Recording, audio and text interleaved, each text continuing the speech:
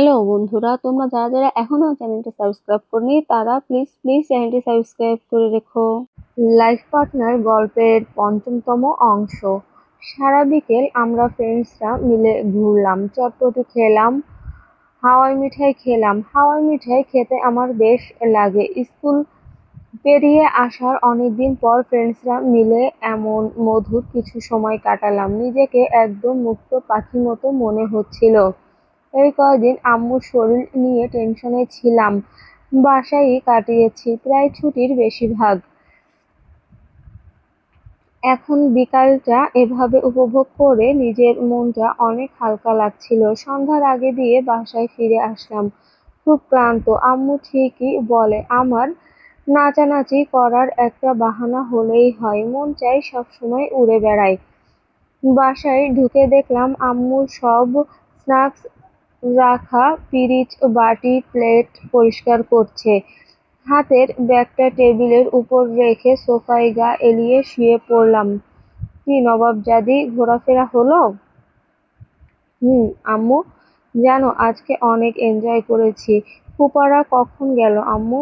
এই তো তুই আসার কিছুক্ষণ আগেই ওনারা বেরিয়ে গেলেন। ওহ আচ্ছা, হঠাৎ ওনারা কেন এসেছিলেন আম্মু? এসেছিলেন একটা কারণে। ওনাদের আবার কী কারণ? আর তোমাকে দেখে এত খুশি খুশি লাগছে কেন? চল রুমে বলছি। আম্মু আমার হাত ধরে টেনে নিয়ে গিয়ে বেডে বসালো। আমিও কারণটা শুনতে খুব উৎসুক। আম্মু আমার পাশে এসে বসলো। খুব খুশি খুশি লাগছিল আম্মুকে। আমি উফ, আম্মাজান এইবার তো বলবা নাকি আমি চেঞ্জ করিনি, ফ্রেশ হইনি এখনো? তাড়াতাড়ি বলো তো আম্মু। জানিস আমিও প্রথমে অবাক হয়েছিলাম। আমি মেন কথা বলো তো, তাছাড়া কিন্তু গেলাম আমি। আম্মু আচ্ছা বাবা শোন, আতিক সাহেব আর ওনার মেয়ে তোর সাথে ওনার ছেলের বিয়ের প্রস্তাব নিয়ে এসেছিলেন। আম্মুর কথা শুনে চেহারার রং উড়ে গেল। অবাক চোখে আম্মুর দিকে তাকিয়ে আছি। বিয়ের প্রস্তাব মানে? এসব কথা শুনে আম্মু কিনা খুশি হচ্ছে। পলকেই আমার মুখ আর গলার স্বরটা গম্ভীর হয়ে গেল। আমি এতে খুশি হওয়ার কি আছে আম্মু? আম্মু খুশি হব না? এত বড় আর এত ভালো বাড়ি থেকে আমার ওরির জন্য প্রস্তাব এসেছে, খুশিই তো ব্যাপার, খুশিরই তো ব্যাপার। আমি আর তুমি ওনাদের কি বললে আম্মু? তেমন কিছু বলিনি, সময় চেয়েছি কিছুটা। ওনার ছেলে আর ওনাদের ফ্যামিলি সবাই আমার খুব পছন্দ, বুঝেছিস? তোর ফুপার মুখেও ওনাদের খুব প্রশংসা শুনেছি। আম্মুর কথা শুনে মনের মধ্যে যেমন কষ্ট লাগছিল তেমন রাগও হচ্ছিল। আমি অনেক কষ্টে রাগটাকে সামলাচ্ছিলাম। আমি আচ্ছা আম্মু, আমাকে কি তোমার বোঝা মনে হয়? আমার কথা শুনে আম্মুর হাসির মুখটায় অন্ধকার ছেয়ে গেল। আম্মু এরকম কথা বলছিস কেন? সন্তানরা কখনো বাবা মায়ের কাছে বোঝা হয় না। আমি কিন্তু তোমার কথা শুনে মনে হচ্ছে যে আমি তোমার ঘাড়ে মস্ত বড় একটা বোঝা, তাই বিয়ে দিয়ে আমাকে ঘাড় থেকে নামাতে চাইছো। তুমি সব সময় ইয়ার্কি করে বিয়ের কথা বলতে, কিন্তু জানতাম না যে তুমি আমাকে এই বয়সে বিয়ে দিয়ে ভাগাতে চাও। কত বয়স হয়েছে আমার যে এখন আমায় বিয়ে করতে হবে। যদি আমি তোমার উপর বোঝা না হতাম তাহলে তুমি এসব ভাবতে পারতে না আম্মু। ওরি, আমি একজন শিক্ষিতা মহিলা, আর সবচেয়ে বড় কথা যে আমি তোর মা। আমি তোকে এখন কোথায় বিয়ে করতে বলছি, যেখানেই তোকে বিয়ে দেই না কেন, তোর অমতে আর তোর ম্যাচিউর একটা বয়স না আসা পর্যন্ত নয়। আয়ানের সাথেও যদি তোর বিয়ে হয় আমি অবশ্যই সময় চেয়ে নেব। আর আয়ানের বাবার তোকে যতটা পছন্দ হয়েছে উনি অবশ্যই সময় দেবেন। আমি আম্মু, তুমি কখনো ওনাদের মতামত আর ওনাদের পছন্দর কথা ভাবছো? আম্মু তুমি এখনো ওনাদের মতামত আর ওনাদের পছন্দের কথা ভাবছো? তোমার মেয়ে কি চায় না চায়, তার কি স্বপ্ন আছে, সেটা একবারও তোমার মাথায় আসছে না আম্মু? পরি, আমি একা একটা মানুষ। 10 বছর ধরে তোকে আর অনেককে সামলে রেখেছি। তোদের ভালো মন্দ চিন্তা করার অধিকারটাও আমার নেই? তোর বাবা চলে যাওয়ার পর থেকে শুধু তোদের মুখের দিকে তাকিয়ে আমি সবকিছু করেছি। আমি ঠিক বলেছ, আমার বাবা নেই। আর যদি আমার বাবা থাকতো তাহলে এরকম সময়টা আমায় দেখতে হতো না। বাবা আমাকে বুঝতো। এই সময় আমার বিয়ের চিন্তা কোনোদিনও করতো না। আম্মুর চোখ পানিতে ছলছল করছে, কিন্তু বিয়ের কথা শোনার পর থেকে আম্মুর কোনো কথাই আমার উপর প্রভাব ফেলছে না। রাগে মাথাটা ফেটে যাচ্ছে। কখনো স্বপ্নেও ভাবিনি যে আমি এই বয়সে বিয়ে করব। এখনো ভাবতে পারছি না। আম্মু, তুই তোর আম্মুর সম্পর্কে এমনটা ভাবিস, আমি কখনো কল্পনা করিনি। আয়ানকে আমার তোর জন্য পছন্দ হয়েছিল, তাই আমি আশা করেছিলাম যে তুইও বুঝবি। আমি কখনই তোকে এখন বিয়ে দিতাম না। আমি বেঁচে থাকা অবস্থায় তোর ভবিষ্যৎটা গড়ে দিতে চেয়েছি। আয়ানের মতো একটা ছেলে আর ওর পরিবারের মতো একটা পরিবার তোর জন্য পেলে আমি তোকে নিয়ে নিশ্চিন্ত হতে পারতাম। আর তুই ভালো থাকলে অনেককে নিয়েও আমার এত চিন্তা থাকতো না। আম্মু, তোমার একটা কথা শুনতেও আমার ইচ্ছে করছে না এখন। চোখের পানি চলে আসলো আমার। বসা থেকে উঠে দাঁড়িয়ে জোরে হেঁটে রুম থেকে বেরিয়ে আসলাম। আম্মু পেছন থেকে অনেকবার ডাকলো, কিন্তু আমি কোনো কথা না শুনে ব্যাগটা হাতে নিয়ে বাসা থেকে বেরিয়ে পড়লাম। চোখ মুছতে মুছতে রাস্তার ধার দিয়ে হাঁটছি। এই সব কিছু হয়েছে আয়ানের জন্য। কি ভাবেটা কি নিজেকে, কতটুকু চেনে আমাকে, কতটুকু জানে আমাকে।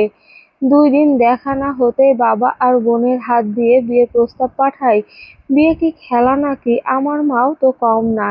একে তো নাতনি বুড়ি, তার উপর ঢোলের বাড়ি। আম্মু একের পর একটা ফোন করেই চলেছে। আমি ফোন সাইলেন্স করে ব্যাগে রেখে দিলাম। কনফেকশনারি থেকে 2টা আইসক্রিম কিনে একটা বিলের কাছে এসে বসলাম। সন্ধ্যা নেমে এসেছে। বসে বসে কাঁদছি আর আইসক্রিম খাচ্ছি। ফোনটা হাতে নিয়ে আয়ানের নাম্বারটা ডায়াল করলাম। আয়ান, হ্যালো। কি মনে করেনটা কি নিজেকে? আয়ান, মানে? এমন ভাবটা ধরেছেন যে ভাজা মাছটা উল্টে খেতে জানেন না। 2-1 দিন হেসে কথা বলেছি বলে ধরে নিয়েছেন আমি আপনাকে বিয়ে করব। কোন যুগে বাস করেন আপনি? আয়ান, বিয়ে মানে কিসব বলছেন আপনি?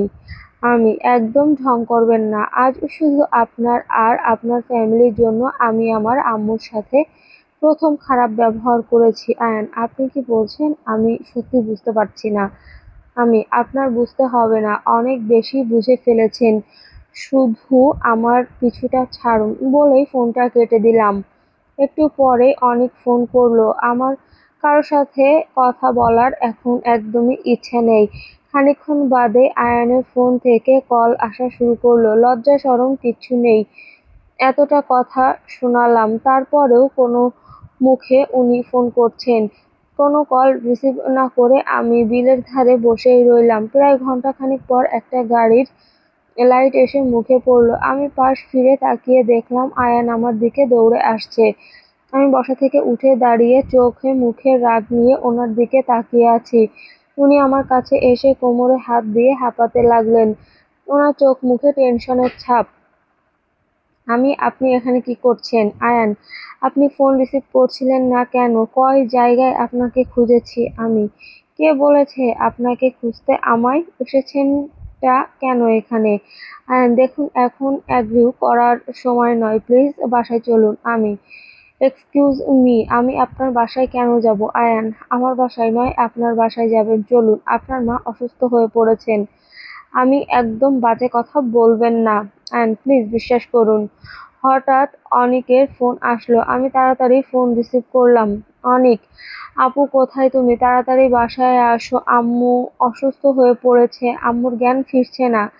কথাটা শোনার সাথে সাথে আমার বুক ফেটে কান্না আসছিল। ফোনটা হাত থেকে পড়ে গেল। হাঁটু গেড়ে মাটিতে বসে পড়লাম। চোখ দিয়ে অনবরত পানি পড়ছে। হাত দিয়ে মুখ চেপে ধরে কাঁদতে লাগলাম।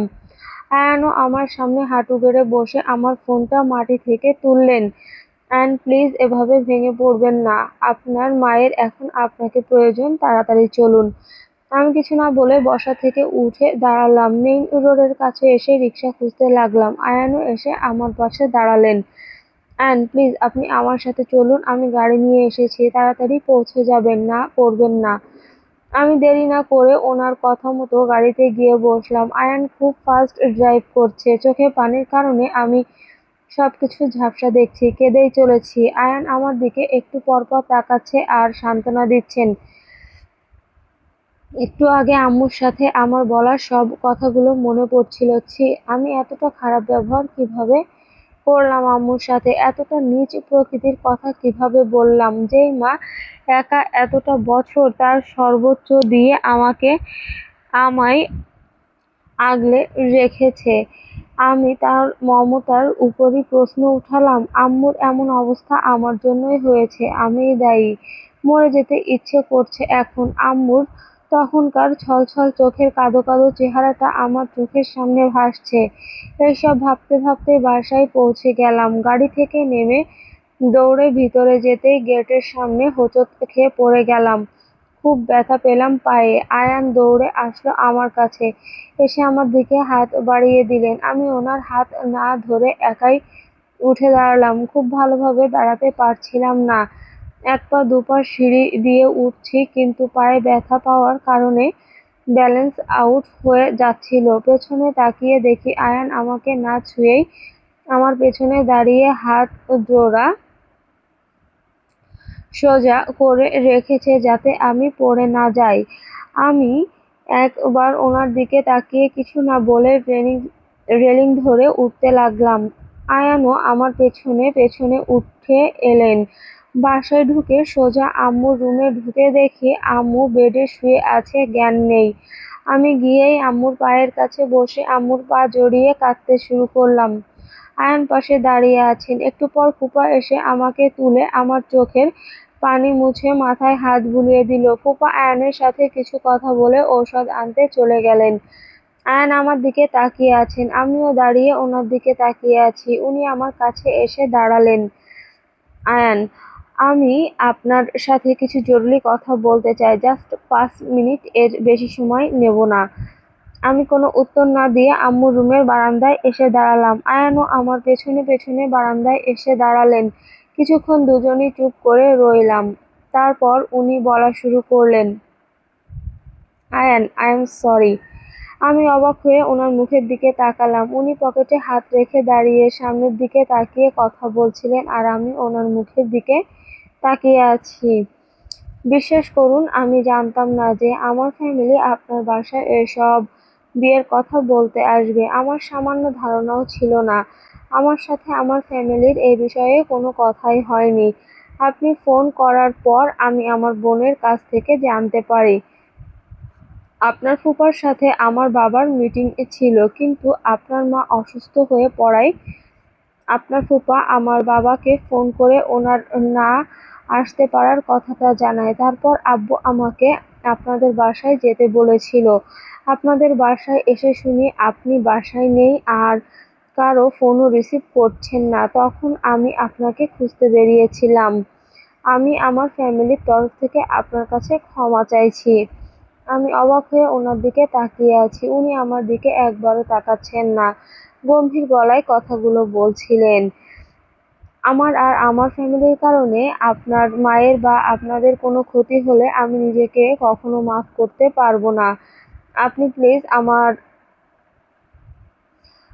আপনি প্লিজ আপনার আম্মুকে বলবেন আপনি এই বিয়েতে রাজি। কথা শুনলে আপনার মা তাড়াতাড়ি সুস্থ হয়ে উঠতে পারে। আপনার মা সুস্থ হয়ে যাওয়ার পর আপনি যে কোনো কারণ দেখিয়ে বা আমার উপর যে কোনো অপবাদ দিয়ে সম্পর্কটা ভেঙে দেবেন। আমি ওনার কথা শুনে আকাশ থেকে পড়লাম। উনি জানতো না এসব কিছুর বিষয়ে। তার উপর আমি অহেতুক কথা শোনালাম। তারপরেও উনি ক্ষমা চেয়ে আমার আম্মুর কথা ভাবছেন। এমনকি আমার আম্মুর সুস্থতার জন্য নিজের উপর মিথ্যে অপবাদ নিতেও রাজি। ওনাকে কথা শোনানোর জন্য এখন অপরাধ বোধে ভুগছি। অ্যান্ড প্লিজ এতটুকু করবেন। আপনার যাতে কোনো অসুবিধা না হয় সেই দায়িত্ব আমার। কিন্তু আমি সহ্য করতে পারবো না যে আমার বা আমার ফ্যামিলির জন্য কারো ক্ষতি হবে। এতটা খারাপ লাগছিল আমার যে আমি ওনার সাথে নজর মেলাতে পারছিলাম না। বারান্দার রেলিং খামচে ধরছিলাম। চোখ বেয়ে এক ফোঁটা পানি বেয়ে পড়ল। আয়ান আমার দিকে তাকিয়ে বললেন, কাঁদবেন না প্লিজ। আমি হাত দিয়ে চোখের পানি মুছে নিলাম। আয়ান, আশা করি অনুরোধটা রাখবেন, আমি আসি। আয়ান চলে যেতে লাগলেন। আমি একটা কথাও বলতে পারলাম না। উনি কিছু দূর গিয়েও আবার ফিরে এসে ওনার পকেট থেকে আমার ফোনটা বের করে আমার দিকে এগিয়ে দিলেন। আয়ান, আপনার ফোনটা আমার কাছে রয়ে গেছিল, এই নিন। আর হ্যাঁ, আপনার পায়ে অনেকটা লেগেছে, মলম লাগিয়ে নেবেন। আমি ওনার হাত থেকে ফোনটা নেবার পরই উনি চলে গেলেন। আমি দাঁড়িয়ে ওনার চোখ চলে যাওয়া দেখলাম। চোখের পানি মুছে আম্মুর মাথার কাছে গিয়ে বসে থাকলাম। আমি আম্মুর হাত ধরে বসেছিলাম, চেঞ্জও করিনি, ফ্রেশও হইনি। আম্মুকে বলা কথাগুলো বুকে এসে লাগছিল। আম্মুর হাত ধরে পাশে হেলান দিয়ে বসে খুব কাঁদলাম, চাইলেও চোখের পানি আটকাতে পারছিলাম না। এভাবে বসে থাকতে থাকতেই কখন যে ঘুমিয়ে পড়লাম। কতক্ষণ ঘুমালাম জানি না। হঠাৎ হাতে টান পড়ায় ঘুম ভেঙে গেল। চোখ মেলে দেখি আম্মুর হাত নড়ছে। আমি তাড়াতাড়ি সোজা হয়ে বসে আম্মুর মুখের দিকে তাকালাম। আম্মু ধীরে ধীরে চোখ খুলে আমার দিকে তাকালো। তারপর আমার থেকে হাত সরিয়ে নিয়ে শোয়া থেকে উঠে বসলো। আমি অসহায় দৃষ্টিতে আম্মুর দিকে তাকিয়ে আছি। আম্মু কিছুই বলছে না, চুপচাপ বসে আছে। আমার চোখ আবারও পানিতে ভরে ঝাপসা হয়ে আসছে। আমি আর আটকাতে না পেরে আম্মুকে জড়িয়ে ধরে কাঁদতে লাগলাম। আই এম সরি আম্মু, প্লিজ আম্মু, আমাকে মাফ করে দাও। আমি অনেক বাজে কথা বলেছি আম্মু, আমি অনেক সরি। প্লিজ আমাকে ক্ষমা করে দাও। আমি আম্মুকে জড়িয়ে ধরে কেঁদেই চলেছি। আম্মু কিছুই বলছে না, চুপচাপ বসে আছে। আমি, আম্মু তুমি আমাকে বকো, মারো, যা মন চায় করো, প্লিজ তুমি চুপ করে থেকো না। আমি জানি আমার ওসব জঘন্য কথা বলা উচিত হয়নি, প্লিজ আম্মু কিছু বলো। আম্মু, ওরে যা, গিয়ে ঘুমা, অনেক রাত হয়ে গেছে। আমি, না আমি কোথাও যাব না। আমি, তুমি ভালো মতো কথা বলছো না কেন আম্মু? তুমি চাও তো আমি বিয়ে করি? তুমি যখন বলবে, যার সাথে বলবে আমি বিয়ে করব। তারপরেও প্লিজ এরকম করো না, আমার অনেক খারাপ লাগছে আম্মু। আম্মু আমার দিকে কিছুক্ষণ তাকিয়ে থেকে অভিমানের স্বরে বলল, আমি তোর মা কসাই নই যে তোকে ইমোশনাল ব্ল্যাকমেল করে ধরে পাকড়ে বিয়ে দিয়ে দিব। তোর যা মন চায় কর, আমি কখনো কিছুই বলবো না। এখন যা এখান থেকে, আমার কথা বলতে ভালো লাগছে না। আমার বুক ফেটে কান্না আসছিল। মনের অজান্তেই আমি আম্মুকে অনেক কষ্ট দিয়েছি। আম্মুর অভিমানটা আমি একদমই সহ্য করতে পারছি না। আমি ঠিকই বুঝতে পারছি আমি আম্মুর ডিসিশনটাকে অপবাদ দিয়ে প্রত্যাখ্যান করাতে আম্মু খুব কষ্ট পেয়েছে। আমি জানি আম্মু তুমি সবসময় আমার জন্য বেস্ট জিনিসটা এনে দিবা। আমি জানি তুমি কখনোই আমার জন্য ভুল ডিসিশন নিবা না। আমি হঠাৎ রাগের মাথায় ওসব বলে ফেলেছি আম্মু, কিন্তু এখন বুঝতে পারছি তুমি ঠিক বলেছ আম্মু, বিয়ে আজ হোক বা কাল করতেই হবে।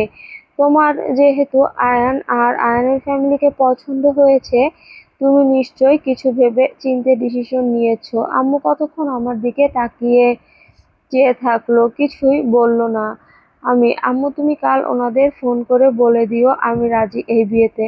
আম্মু, ওরই মাথা ঠান্ডা করে ডিসিশন নে, বিয়ে কোনো খেলা নয়, তোর উপর কোনো চাপ নেই। আমি ভেবেছি আর ভেবে ডিসিশন নিয়েছি। আম্মুর মুখে এতক্ষণে হাসি ফুটলো। আম্মুর হাসি দেখে মন থেকে বড় একটা বোঝা নেমে গেল। আম্মু আমার হাত ধরে বলল, বেশ, এই যদি তোর ডিসিশন হয় তাহলে এই ডিসিশনটা যাতে তোর লাইফের বেস্ট ডিসিশন হয় সেই দায়িত্ব আমার। আমি আবারও বলছি তোর উপর কোনো চাপ নেই, আর ওনারাও শিক্ষিত ফ্যামিলি, সবকিছু খুব ভালোভাবে হবে ইনশাল্লাহ। এখন যা, জামা কাপড় ছেড়ে ফ্রেশ হ আর ঘুমিয়ে পড়, অনেক রাত হয়ে গেছে। আমি অনেকবার বললাম আমি আম্মুর কাছে থাকি, কিন্তু আম্মু বলল আম্মু ঠিক আছে আর আমার ঘুম দরকার, তাই জোর করে আমায় আমার ঘরে পাঠিয়ে দিল। রুম থেকে বেরিয়ে আসার আগে আম্মুকে জড়িয়ে ধরে কতক্ষণ বসেছিলাম। আম্মু আমার মাথায় হাত বুলিয়ে দিয়েছিল। রুমে এসে বেডের এক কোণায় বসে পড়লাম। নীরব হয়ে কতক্ষণ বসেছিলাম, কি ভাবছি নিজেও জানি না। হঠাৎ ফোন আসার শব্দে নীরবতাটা কাটলো। ফোনের দিকে তাকিয়ে দেখি আয়ানের কল আসছে। কি করব, ফোন রিসিভ করব কিনা, রিসিভ করে কি বলবো, এসব ভাবতে ভাবতেই কলটা কেটে গেল। একটু পরে আবার কল আসতেই কল রিসিভ করে ফোনটা কানে ধরলাম। আয়ান, সরি এত রাতে কল করার জন্য। আমি আন্টির চুপ। আয়ান, আন্টির জ্ঞান ফিরেছে? আমি জি। আয়ান, কেমন আছেন এখন উনি? আমি ভালো। আয়ান, আসলে আমি জানতে চাইছিলাম কি ডিসিশন নিলেন আপনি? আয়ান বলল, আপনি কি বিয়ের জন্য না করে দিয়েছেন? আমি না। তাহলে রাজি হয়েছেন? হুম। আয়ান, ধন্যবাদ আমার অনুরোধটা রাখার জন্য। আপনি টেনশন নিয়েন না, আপনার কোনো সমস্যা হবে না। আপনি শুধু আন্টির খেয়াল রাখুন। আয়ান খুব গম্ভীর আর মিনতি জড়ানো কণ্ঠে কথাগুলো বললেন। আমার নিজেকে খুব অপরাধী মনে হচ্ছিল।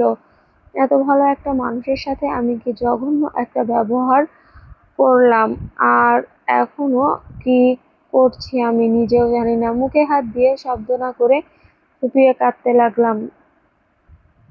আয়ান, কাঁদবেন না প্লিজ। আন্টি সুস্থ হয়ে যাবেন, আর আপনারও বিয়ের সম্পর্কে বাধা পড়তে হবে না। আমি বুঝতে পারছিলাম না আমার কি বলা উচিত। মাথা ভর্তি কনফিউশন গিজগিজ করছে। আয়নের কণ্ঠ শুনে খুব মায়া লাগছিল। কি হচ্ছে বা কি হতে চলেছে তার কোনো কিছুই আমি আন্দাজ করতে পারছিলাম না। আয়ান, আপনাকে একটা কথা বলার ছিল। আমি জি বলুন। সরি তখনকার বাজে ব্যবহারের জন্য। বাদ দিন, আমি আপনার অনুভূতিটা বুঝতে পারছি। আপনার জায়গায় যে কেউ থাকলে এই ব্যবহারটাই করতো। আমি কিছু মনে করিনি। আচ্ছা ঠিক আছে আন্টির আর নিজের খেয়াল নেবেন। মলম লাগিয়েছিলেন পায়ে? আমি ভুলে গেছি, লাগাবো এখন। আয়ান, আচ্ছা ঠিক আছে রাখছি, আল্লাহ হাফেজ। আমি আল্লাহ হাফেজ। ফোন রাখার পর ফ্রেশ হয়ে নিলাম। 2টা বাজে। আম্মুর রুমে দরজার উঁকি দিয়ে দেখলাম আম্মু আব্বুর ছবি বের করে দেখছে। দরজা আস্তে করে বন্ধ করে চলে আসলাম। রুমে এসে মলম নিয়ে পায়ে লাগালাম। ব্যথাটা বাড়ছে। অনেকটা জায়গা কালো হয়ে গেছে। চুপচাপ অনেকক্ষণ ধরে শুয়ে থাকার পর শেষ রাত্রের দিকে ঘুমিয়ে পড়লাম। পরের দিন সকালে আম্মুর ডাকে ঘুম ভাঙলো। তাকিয়ে দেখি আম্মু আমার আলমারির ভেতরের জামাকাপড় গোছাচ্ছে। আম্মুকে দেখে বোঝাই যাচ্ছে না যে কাল আম্মু অসুস্থ ছিল।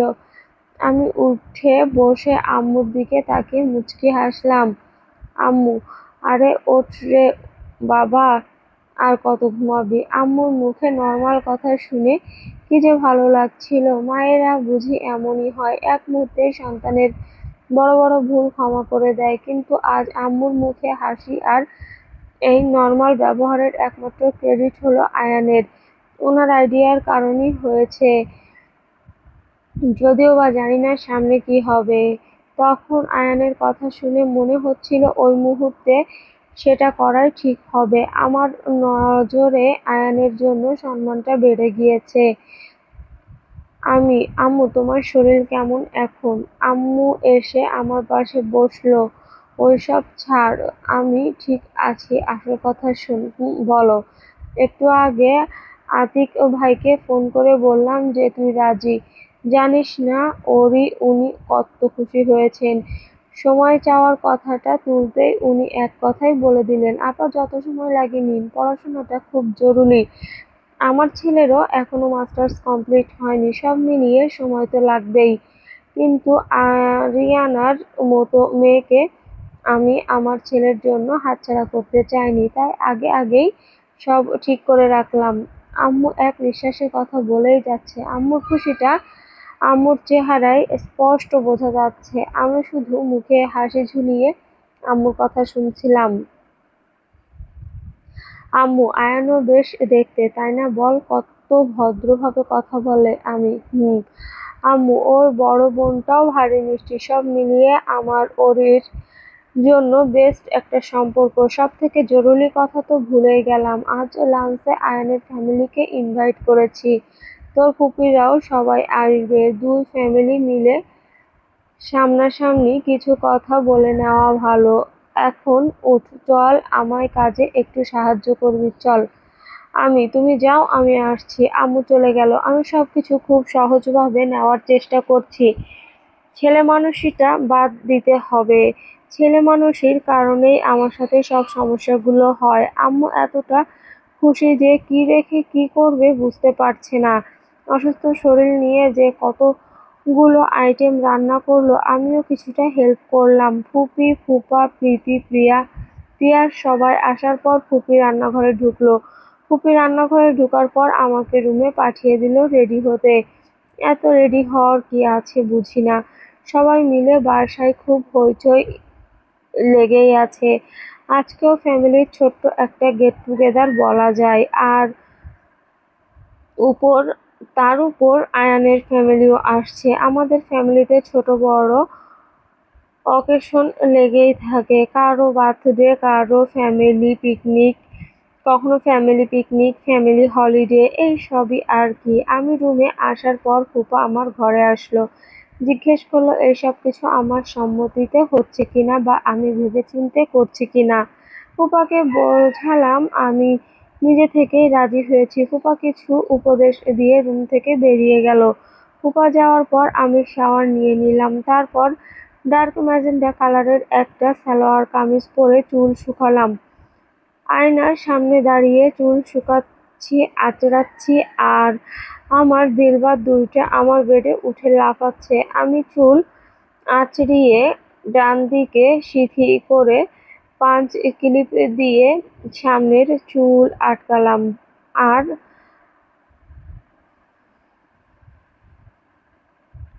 ওড়নাটা ভালোভাবে পরে নিলাম। হঠাৎ কানে আয়ানের কণ্ঠ ভেসে আসলো। আমি দরজার দিকে তাকিয়ে দেখি কেউ নেই। পেছনে তাকিয়ে দেখি প্রিয়ার হাতে আমার ফোন, আর ফোন থেকে হ্যালো হ্যালো সাউন্ড আসছে। আমি তাড়াতাড়ি ফোনটা নিয়ে কানে ধরলাম। হ্যালো আয়ান, কি হলো? কথা বলছেন না যে? মানে আসলে প্রিয়া আমার ফোন থেকে আপনার নাম্বারটা ভুলে ডায়াল করে ফেলেছে। ও আচ্ছা, সমস্যা নেই। কত দূর আপনারা? এই তো প্রায় এসে পড়েছি। আচ্ছা আসুন, রাখছি। আচ্ছা। ফোন রেখে প্রীতি আর প্রিয়ার সাথে দুষ্টুমি করলাম। নরমাল থাকার প্রাণপণ চেষ্টা করছি। সবার হাতে কাজ সেরে রেডি হয়ে আয়ানদের আসার অপেক্ষা করছে। চলবে। হ্যালো বন্ধুরা, আমাদের এই গল্পগুলো ভালো লাগলে আপনারা চ্যানেলটি সাবস্ক্রাইব করে পাশের বেল বাটনটি অন করে রাখবেন এবং নিয়মিত আমাদের এই চ্যানেলের গল্পগুলো দেখতে হলে অবশ্যই একটি লাইক দিয়ে যাবেন এবং আপনাদের গঠনমূলক কমেন্ট করে যাবেন। ধন্যবাদ সবাইকে।